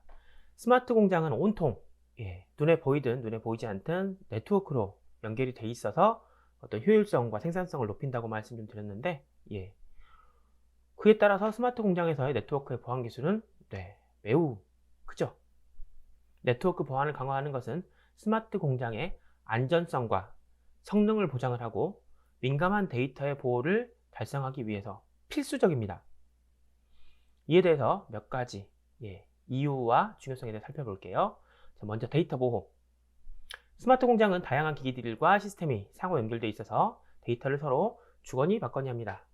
이 데이터에는 공장의 운영 및 생산에 필요한 중요한 정보가 포함될 수 있죠. 네트워크 보안을 통해서 데이터를 암호화하고 불법적인 접근으로부터 보호함으로써 기밀성과 무결성을 유지할 수 있습니다. 두 번째, 시설 생산 및 환경 보호. 스마트 공장에서는 네트워크를 통해서 제어되는 다양한 시설 및 생산 장비가 있습니다. 이들은 외부로부터의 공격이나 악의적인 개입으로부터 보호되어야 합니다. 네트워크 보안 시설은 시설과 장비를 무단 접근으로부터 보호를 하고 오작동이나 손상을 방지하는 역할을 합니다. 다음, 운영 중단 방지. 스마트 공장에서는 네트워크 연결된 장치들 간의 실시간 통신이 중요하다고 말씀드렸죠. 실시간으로 정보를 파악을 해야 되는데, 해킹, 악성 코드, 랜섬웨어 등에 의한 네트워크 침입이나 공격은 시스템의 운영을 중단시킬 수가 있습니다.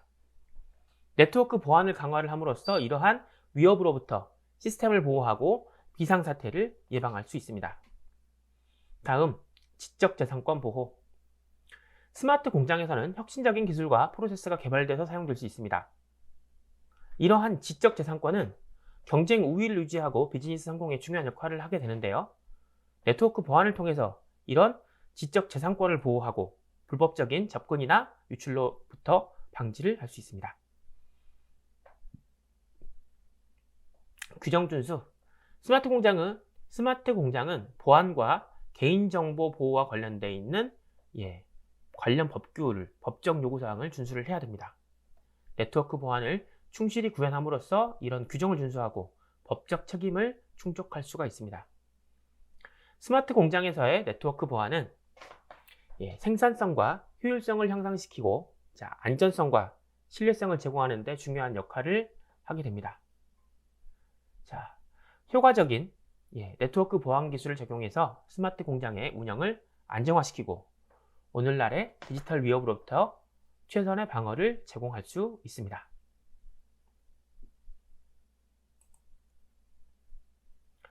네트워크 보안 기술, 또 한번 들이펴보죠. 자, 첫 번째, 방화벽입니다. 자, 방화벽, 파이어월은 네트워크 보안을 강화하기 위해 사용되는 장치 혹은 소프트웨어입니다. 이는 네트워크와 외부 사이에 트래픽을 모니터링하고 제어함으로써 불법적인 접근이나 악성 행위로부터 네트워크를 보호합니다. 방화벽은 다양한 보안 정책과 규칙에 따라서 트래픽을 필터링하고 허용 또는 차단하는 역할을 수행합니다. 자, 방화벽의 주요한 기능과 동작 방식입니다. 첫 번째, 패킷 필터링. 패킷 필터링은 방화벽이 네트워크 트래픽을 분석을 해서 패킷을 허용을 할지 차단할지를 결정하는 기술입니다. 패킷 필터링은 IP 주소, 포트 번호, 프로토콜들과 같은 패킷 헤더 정보를 기반으로 패킷을 분류를 하고요. 설정되어 있는 보안 정책에 따라 이것을 허용을 할지 거부를 할지를 결정을 하게 됩니다. 두 번째, 상태 기반 방화벽. 상태 기반 방화벽은 패킷의 상태 정보를 추적하고 기억하는 기술입니다. 네트워크 통신에서 연결되어 있는 세션의 시작과 끝을 추적해서 이를 기반으로 허용되지 않은 연결이나 외부에서 내부로 응답 없는 연결 등을 차단을 합니다. 상태 기반 방화벽은 보다 세밀한 제어와 보안성을 제공을 하고 일상적인 네트워크 통신을 용이하게 합니다. 자, 애플리케이션 수준 게이트웨이.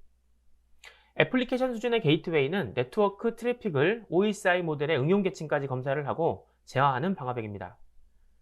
특정 애플리케이션 프로토콜에 대한 세부적인 제어를 수행을 해서 보안을 강화하고 악성 행위를 탐지를 합니다. 애플리케이션 수준 게이트웨이는 HTTP, FTP, SMTP 등과 같은 프로토콜들을 지원하고요.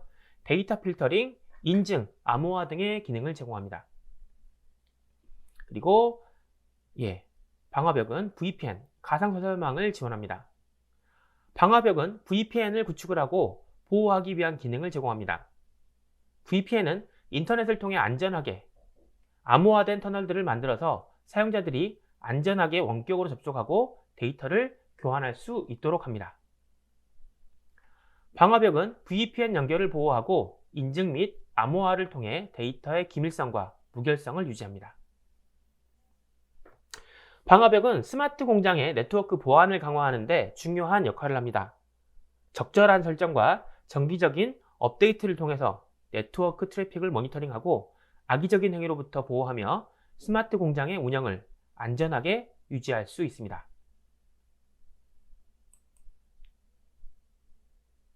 자, 다음 IDS, IPS.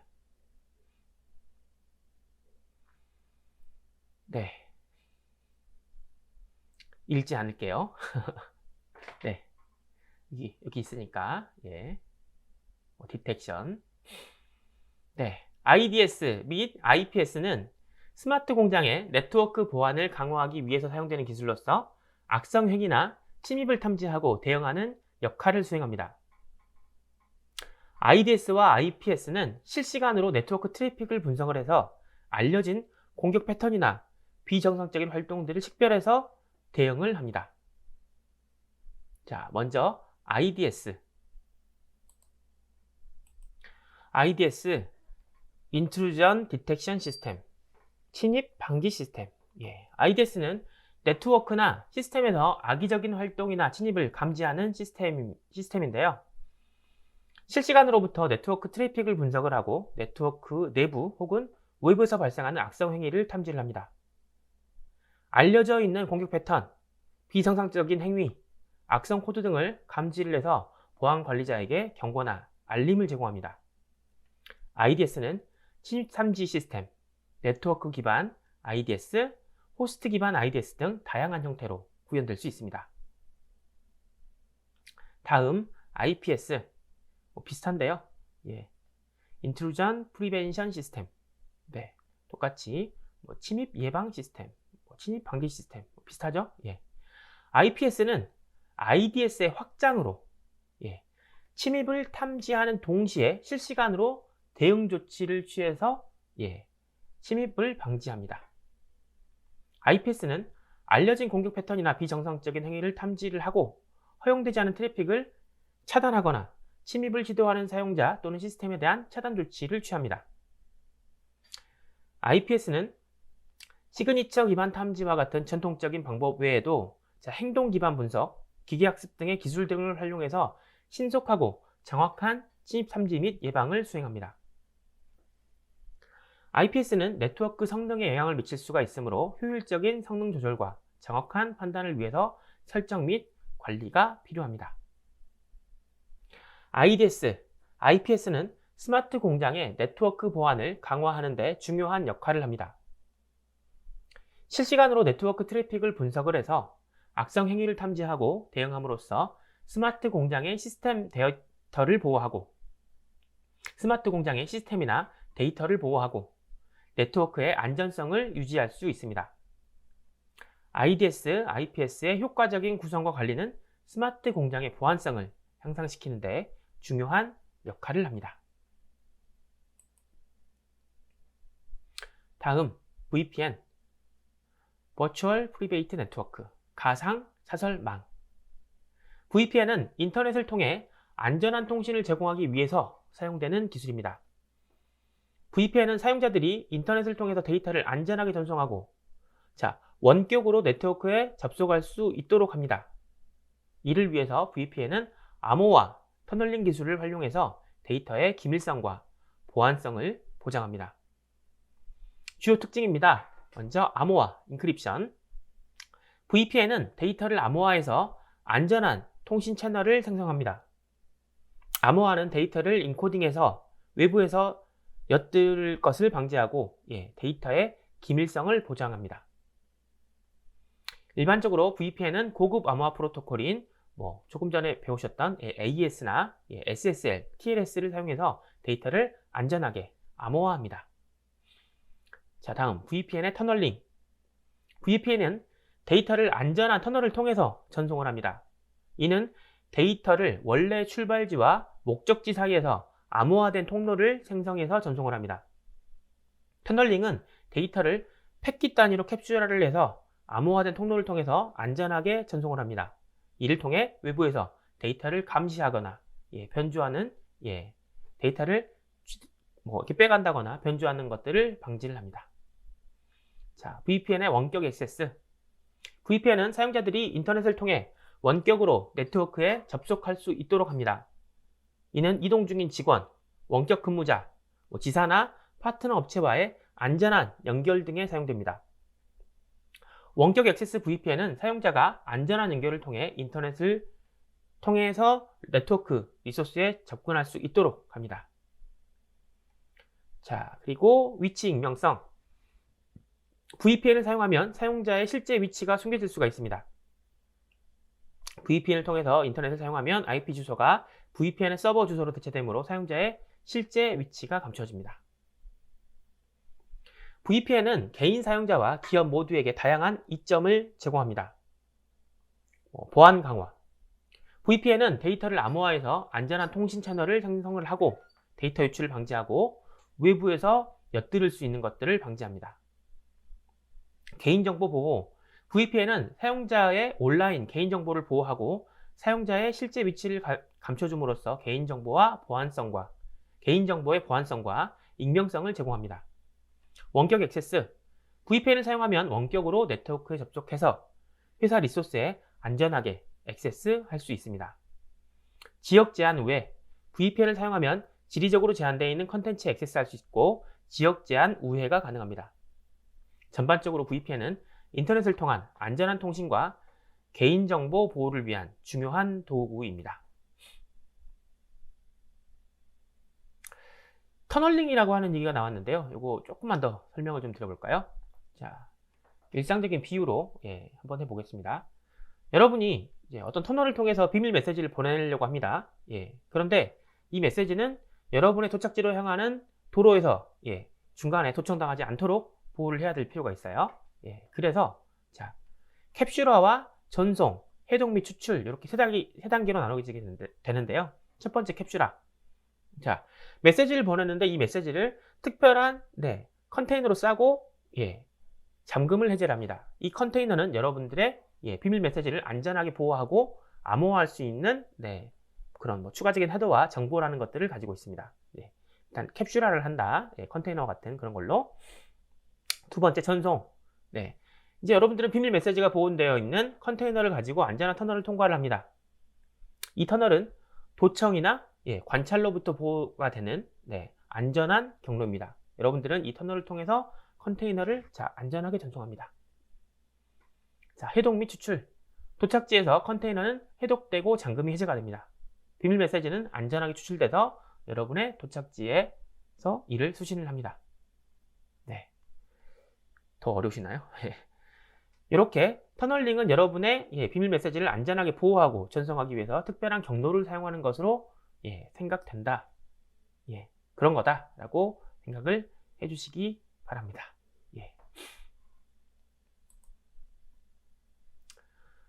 자, 마지막으로 네트워크 관련되어 있는 공격 탐지 및 대응 기술. 네트워크 보안에서 공격 탐지 및 대응 기술은 악의적인 핵이나 침입을 식별하고 대응하는 데 중요한 역할을 합니다. 이러한 기술은 네트워크 환경에서 발생하는 다양한 공격을 감지하고 효과적으로 대응하며 시스템의 안전성을 유지하는 데 도움을 줍니다. 몇 가지 기술들 살펴볼게요. 자, 시그니처 기반 탐지. 요거는 이미 알려져 있는 공격 패턴에 대한 시그니처를 사용해서 공격을 식별하는 기술입니다. 네트워크 트래픽이나 시스템 로그를 실시간으로 분석해서 이미 알려져 있는 악성 패턴과 일치하는 패턴을 탐지를 합니다. 시그니처 기반 탐지는 효과적이긴 한데요. 새로운 공격이나 변형된 공격에는 좀 적응력이 부족할 수가 좀 있겠고요. 두 번째, 행위 기반 탐지. 행위 기반 탐지는 정상적인 시스템 및 네트워크 동작을 기준으로 비정상적인 활동을 감지하는 기술입니다. 시스템이나 네트워크에서 발생하는 행위 패턴들을 분석을 해서 이상 징후를 감지를 하고 침입 시도, 비정상적인 트래픽, 악성 코드 실행 등을 식별을 합니다. 행위 기반 탐지는 시그니처 기반 탐지와 함께 사용돼서 새로운 형태의 공격을 감지하는 데 도움을 줄 수 있습니다. 세 번째, 암호 분석 및 트래픽 분석. 암호 분석 및 트래픽 분석은 암호화된 통신이나 네트워크 트래픽을 분석을 해서 악성 행위를 식별하는 기술입니다. 암호화된 통신에서 암호 해독이나 해시 함수 분석 등을 통해서 악성 코드나 악의적인 동작을 식별할 수 있습니다. 지금까지 네트워크 보안 기술에 대해서 한번 살펴봤고요. 다음은 액세스 제어입니다. 시설과 시스템에 접근하는 사람들의 인증과 권한 관리를 통해 보안을 강화를 하는 중요한 요소이죠. 식별 및 인증. 여러 가지 기술들이 있는데 그 중에 식별 및 인증부터 살펴보겠습니다. 영어네요. Identification and Authentication. 식별과 인증은 스마트 공장과 같은 시스템에서 사용자의 신원을 확인을 하고 인증하는 과정입니다. 이는 스마트 공장의 액세스 제어 시스템 및 보안 메커니즘의 핵심적인 요소입니다. 식별은 사용자를 고유하게 식별하는 것이고, 인증은 사용자 식별 정보와 일치하는 것인지 확인하는 건데요. 다음과 같은 단계로 이루어집니다. 식별, Identification. 식별은 사용자의 고유한 신원을 식별하는 과정이라고 말씀드렸고요. 사용자는 자신의 신원을 제공하기 위해서 일반적으로 사용되는 사용자의 이름, ID, 이메일 주소 등과 같은 식별자를 제공합니다. 스마트 공장에서는 개인 사용자뿐 아니라 기기, 시스템, 애플리케이션 등도 식별이 좀 필요할 수 있겠죠. 각 개체는 고유한 식별자로 식별이 됩니다. 인증, Authentication. 인증은 사용자의 신원이 실제로 맞는지 올바른지 확인하는 과정입니다. 사용자가 제공한 식별 정보가 유효한 건지 신뢰할 수 있는지를 검증을 합니다. 사용자는 인증을 위해서 비밀번호, 핀, 생체 인식, 지문이나 얼굴, 홍채, 혹은 보안 토큰 등을 사용할 수 있습니다. 이러한 인증 요소를 통해서 사용자의 신원이 확인이 됩니다. 식별 및 인증은 스마트 공장의 액세스 제어 시스템에서 사용자들의 신원을 확인하고 인가된 사용자들만이 시설, 장비, 데이터 등에 접근할 수 있도록 보장을 합니다. 강력한 식별 및 인증 메커니즘은 불법적인 접근 및 보안 위협으로부터 시스템을 보호하고 무단 액세스를 방지하는 데 중요한 역할을 합니다. 다음, 권한 관리, Authorization Management. 스마트 공장과 같은 시스템에서 사용자에 대한 권한을 정의하고 관리하는 과정입니다. 이를 통해 각 사용자가 시스템의 리소스에 대한 적절한 권한을 가지고 있으며 필요한 작업을 수행할 수 있도록 보장을 합니다. 권한 관리는 다음과 같이 이루어집니다. 첫 번째, 권한 정의. 권한 정의는 시스템 내에서 수행할 수 있는 작업과 리소스에 대한 권한을 정의하는 과정입니다. 이는 각 사용자 또는 역할에 대해서 구체적으로 명시가 되고요. 예를 들어서 특정 사용자에게는 장비 제어 권한만 부여가 되고, 다른 사용자에게는 장비 제어 권한에다가 추가적으로 데이터 접근 권한만 부여가 되고, 다른 사용자는 데이터 접근 권한만 부여가 되고, 이런 식으로 권한 정의라고 하는 것들을 할 수 있고요. 정의가 됐으면 이제 할당을 해야겠죠. 권한 할당은 각 사용자들에게 정의된 권한을 부여하는 과정입니다. 사용자의 역할, 책임, 작업 요구에 따라서 적절한 권한을 할당을 합니다. 사용자가 시스템에 로그인하거나 특정 작업을 수행하려고 할 때 권한 할당을 통해서 그들이 필요로 하는 권한을 얻을 수 있습니다. 권한감사. 권한감사는 권한의 사용과 변경을 모니터링하고 기록하는 과정입니다. 시스템에서 수행된 모든 권한과 관련된 활동을 추적해서 나중에 검토하고 분석할 수 있습니다. 권한감사는 보안 정책 준수, 내부 감사, 이상 징후 감지 등을 위해서 중요한 역할을 합니다. 권한과 관리를 효과적으로 수행함으로써 스마트 공장은 사용자의 권한이 정확하게 할당되고 관리되며 비인가된 액세스로부터 시설, 장비, 데이터 등을 보호할 수 있습니다. 역할 기반 접근제와 같은 권한 관리 모델을 사용을 해서 효율적인 권한 관리를 실현할 수도 있습니다. 자, 이런 것들을 통해서 사용자는 필요한 작업을 수행할 수가 있고 시스템 전체의 보안과 안전성을 유지할 수 있습니다.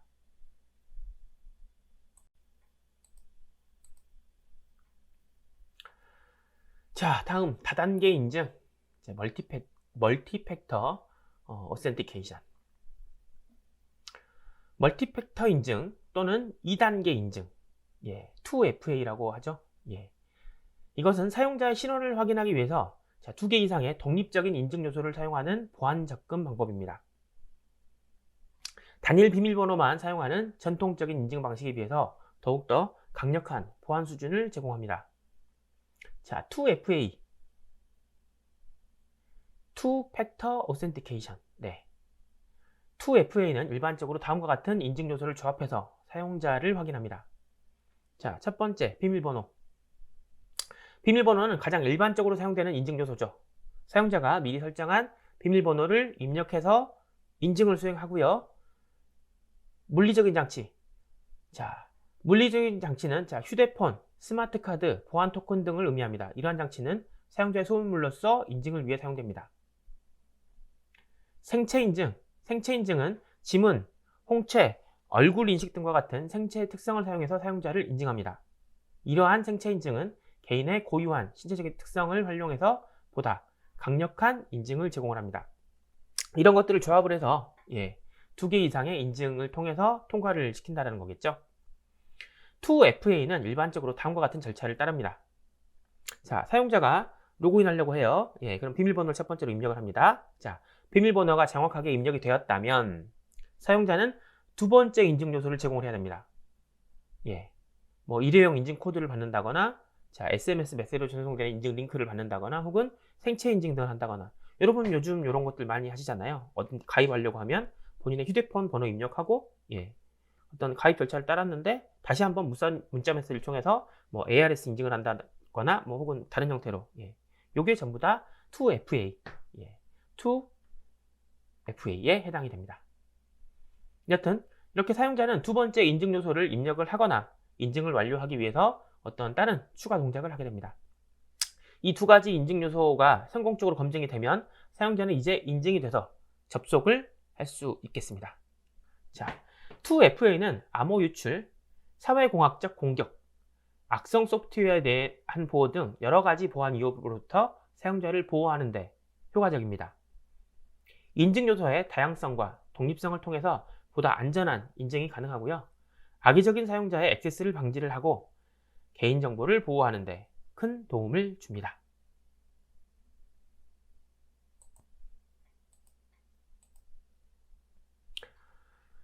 자, 액세스 제어 중에 마지막인 잠시만요. 자, 로그 및 감사 추적, 로깅 앤 어딧 트레일스. 이것은 스마트 공장과 같은 시스템에서 발생하는 활동을 기록하고 추적하는 과정입니다. 이를 통해서 시스템의 보안, 효율성, 규정 준수를 강화할 수 있습니다. 로그 및 감사 추적은 다음과 같은 중요한 역할을 수행합니다. 첫 번째, 활동 기록. 시스템에서 발생하는 중요한 활동과 이벤트를 기록합니다. 예를 들어서 로그인, 언제 로그인 했는지, 언제 로그아웃 했는지, 데이터를 언제 접근했는지, 시스템은 언제 변경했는지 등에 대한 것들을 기록할 수 있습니다. 자, 이 로그에는 일자, 시간, 사용자 식별자, 수행된 작업 등과 같은 정보가 포함됩니다. 이는 추후 분석과 조사에 활용이 됩니다. 자, 다음 이상 징후 탐지. 로그 및 감사 추적은 시스템 내에서 이상 징후를 탐지하는 데 도움을 줍니다. 특정 사용자의 비정상적인 활동, 악성 코드의 실행, 시스템에 대한 액세스 시도 등을 식별할 수 있습니다. 이상 징후 탐지는 보안의 위협이나 사이버 공격을 조기에 탐지하고 대응하는 데 도움을 줍니다. 다음, 감사 추적. 감사 추적은 로그 및 기록된 활동들을 검토, 분석, 감사하기 위한 과정입니다. 이를 통해서 규정 준수, 보안 정책 준수, 내부 감사, 사고 조사 등에 활용됩니다. 감사 추적은 외부 감사자, 보안 담당자, 관리자 등에게 시스템의 상태와 활동에 대한 투명성과 신뢰성을 제공합니다. 자, 이렇게 로그 및 감사 추적은 스마트 공장의 보안 및 운영 효율성을 향상시키는 데 중요한 역할을 합니다. 적절하게 구성되어 있는 로그 시스템은 시스템의 보안 이벤트를 기록하고 추적할 수 있고요. 추후에 사고 조사나 규정 준수 검증 등에 활용됩니다. 이를 통해 시스템의 안전성과 신뢰성을 강화하고 보안 위협에 대응할 수 있습니다.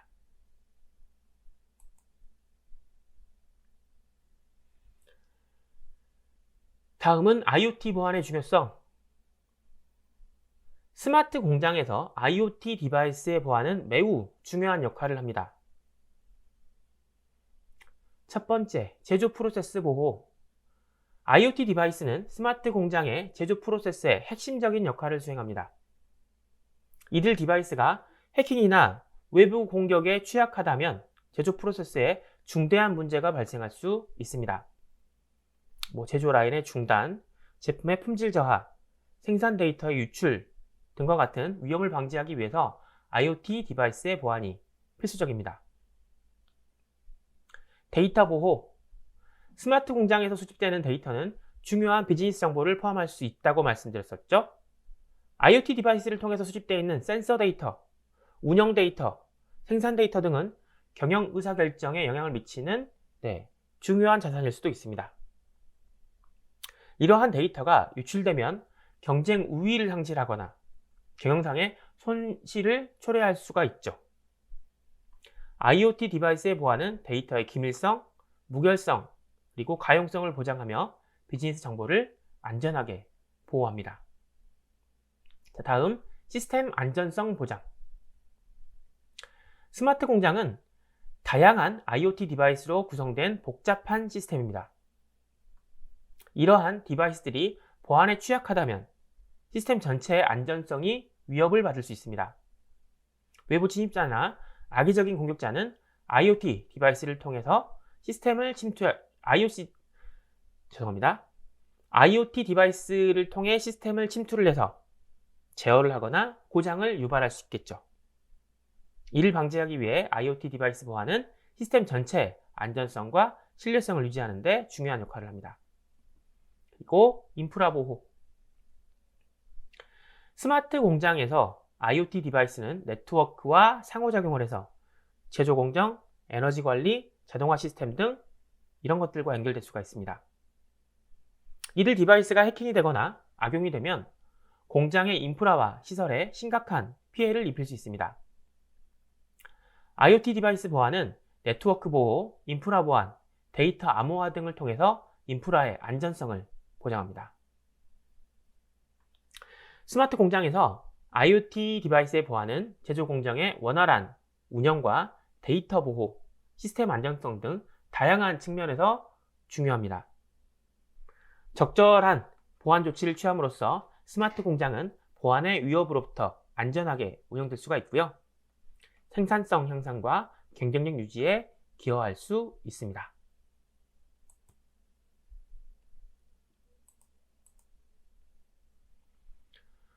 자, IoT 보안은 표로 한번 보시겠습니다. 자, IoT 보안의 위험 예시와 대응책. 먼저 디바이스 악용. 해커가 취약한 IoT 디바이스를 악용해서 디도스 공격에 이용할 수 있습니다.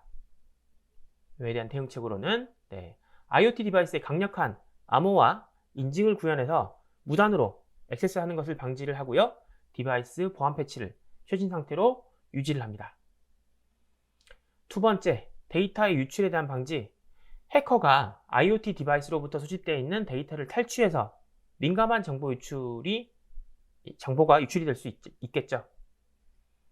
이에 대한 대응책으로는 데이터를 암호화해서 저장을 하고 전송하는 보안 프로토콜을 사용해서 데이터의 유출을 방지를 합니다. 자, 세 번째, 제어 권한 탈취. 해커가 IoT 디바이스의 약점을 이용해서 디바이스의 제어 권한을 탈취할 수가 있겠죠. 자, 대응책은 사용자의 인증과 권한 관리 시스템을 구현해서 무단 액세스와 권한 탈취를 방지합니다. 자, 다음 펌웨어 변조. 해커가 IoT 디바이스의 펌웨어를 변조를 해서 악성 코드를 삽입할 수도 있습니다. 자, 펌웨어의 무결성을 검증하는 메커니즘을 도입해서 펌웨어의 변조를 탐지하고 예방을 합니다. 다음, 무선 네트워크 공격. 자, 해커가 IoT 디바이스로부터 전송되어 있는 무선 통신을 가로채거나 조작할 수 있습니다. 안전한 무선 프로토콜과 암호화를 사용해서 네트워크 통신을 보호합니다. 또한 무선 네트워크 감지 시스템을 구축해서 악성 활동을 탐지합니다. 다음, 물리적 공격. 자, 해커가 IoT 디바이스에 물리적으로 침입해서 제어하거나 손상시킬 수 있습니다. 카메라, 액세스 제어 시스템, 물리적 보안 장치들을 활용해서 물리적 침입을 방지합니다. 자, 이러한 IoT 보안 위협에 대응하기 위해서는 잠시만요. 이러한 IoT 보안 위협에 대응하기 위해서는 적절한 보안 프로토콜, 암호화 기술, 인증 및 권한 관리, 펌웨어 검증, 네트워크 보호, 물리적 보안 등 다양한 대응책을 적용을 해야 합니다. 또한 보안 업데이트와 패치를 지속적으로 수행하고 사용자 교육 및 보안 인식을 강화하는 것이 중요합니다. 자, 보안 기술의 발전 방향. 요것도 지금 현재가 ING 되고 있는 중이라서 드라마틱하게 이렇게 발전되겠다라고 하는 것들, 제시되는 것들이 지금 하는 거랑 좀 비슷하지 않아? 라고 할 수 있겠습니다만 조금 더 광범위하게, 조금 더 치밀하게 적용이 될 것으로 예상입니다. 자, 보안 기술은 계속해서 발전하고 발전하는 동향을 좀 보이고 있습니다. 굳이 따져본다면 AI와 머신러닝 기반의 보안, AI와 머신러닝도, 인공지능도 이런 보안을 같이 한번 해보자. AI와 머신러닝은 보안 분야에서 다양한 응용이 이루어지고 있습니다. 이상기후 탐지를 위해서 기존의 패턴을 학습을 해서 이상행위를 감지하거나 사람이 하는 게 아니라 AI가 하는 거죠. 악성 코드와 악성 활동을 자동으로 분석해서 탐지하는 데 활용됩니다. 사용자 행동 분석을 통해서 이상 활동을 감지하고 인증 절차를 추가로 요구할 수 있습니다. 이런 것들이 AI와 연동이 되면 좋겠죠. 자, 클라우드 보안. 클라우드 보안은 클라우드 환경에서의 데이터 보호와 인증을 포함한 다양한 보안 문제를 해결하기 위해서 발전하고 있습니다. 데이터의 암호화, 접근 제어, 네트워크 보안 등을 강화해서 클라우드 환경에서의 보안을 보장하고 있습니다. 또한 클라우드 공급자와의 협업을 통해 보안 책임을 공유하는 모델도 발전하고 있습니다. 다음, 사이버 위협 지능화. 사이버 공격은 지능화되고 복잡해지는 경향이 있고요. 이에 대응하기 위한 보안 기술도 지능화되고 있습니다. 위협 인텔리전스는 실시간으로 위협 정보를 수집, 분석해서 이상 징후를 감지하고 대응할 수 있는 지능적인 시스템을 구축하는 데 활용됩니다. 자, 머신러닝과 데이터 분석을 통해서 이전의 공격 패턴 등을 파악을 하고요. 새로운 위협을 예측하는 능력을 향상시키는 데도 활용됩니다. 자, 사물 인터넷 보안. IoT 기기의 증가로 IoT 보안은 중요성이 점점 더 커지고 있죠. 암호화 기술을 통해서 IoT 기기와 통신하는 데이터를 보호하고 사용자의 인증과 접근 제어를 강화를 해서 IoT 기기의 안전성을 확보합니다. 또한 IoT 네트워크의 보안을 강화하기 위해 네트워크 세그멘테이션, 인증 및 암호화 프로토콜들이 더 많은 것들이 개발되고 있습니다. 다음, 블록체인 보안.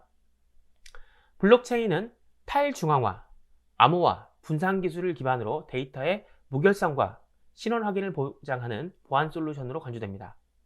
블록체인을 사용해서 데이터의 변경을 감지하고 검증하는 데 활용되고요. 거래의 투명성과 추적 가능성을 제공하고 보안을 강화합니다. 그리고 사용자의 인증과 접근 제어. 암호화 기술을 보완해서 사용자 인증과 접근 제어를 강화하는 방법이 발전하고 있습니다. 다중 인증 요소를 사용해서 사용자의 신원을 확인하고 생체 인증 기술을 활용해서 안전한 접근 제어를 구현하는 등 기술이 발전하고 있습니다.